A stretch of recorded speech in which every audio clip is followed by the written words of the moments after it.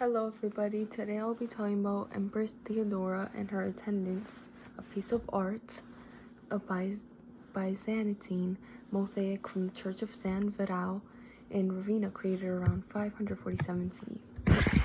So, at first glance, this mosaic looks like a simple religious scene. A group of elegant women standing before an altar holding sacred objects. But when you look closer, it's really a fascinating mix of politics, religion, and image control. Theodora, the central figure, was the wife of Emperor Justinian, and this mosaic was kind of a visual power statement. In the image, Theodora wears a rich purple robe, symbolizing royalty, fanciness. She's surrounded by her attendants, who appear smaller, which really shows the difference in roles between them. She's holding a chalice, which represents her role in offering the Eucharist, showing that she has both political and spiritual authority.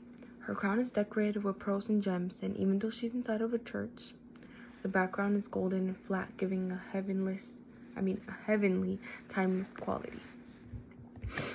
There's also symbolism in the way that she's portrayed compared to real life. Theodora was originally an actress, a position usually looked down upon her time, but she rose to become one of the most powerful women in Byzantine history. So, this mosaic isn't just about her faith, it's propaganda. It transforms her from a controversial figure into a saint-like leader. The artists deliberately make her seem distant, almost divine, to show that her rule, and by her extension, her husband's rule, was sanctioned by God.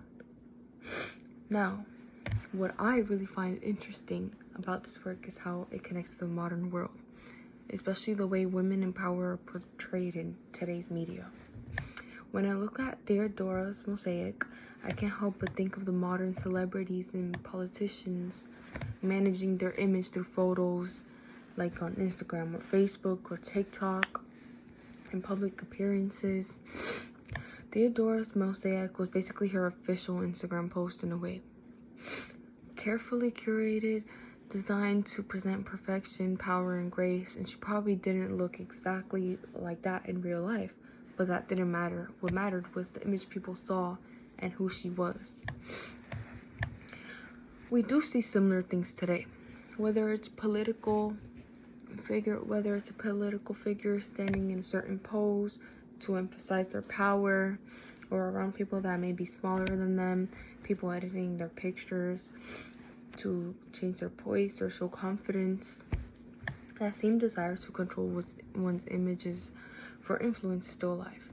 Theodora had mosaic artists, we have digital filters, and PR teams. Another modern connection I see today is the idea of women redefining their image in male-dominated spaces.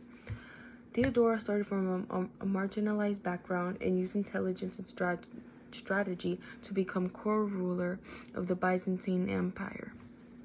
That reminds me of how modern women, especially those breaking barriers in politics or leadership, still have to navigate being taken seriously while facing judgment for their appearance or past. For example, when modern female leaders are scrutinized for their clothes, expressions, even their tone of voice, someone we could compare to that or mention that runs along those lines is Kamala Harris when she was running for president. Because she was a woman running for president, a lot of people were making fun of her, even though she was extremely educated, cared for the people.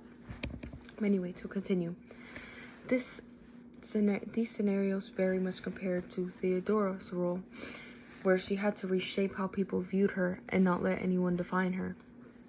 The mosaic was her way of saying, I belong here, I have power, and she is divine in her purpose.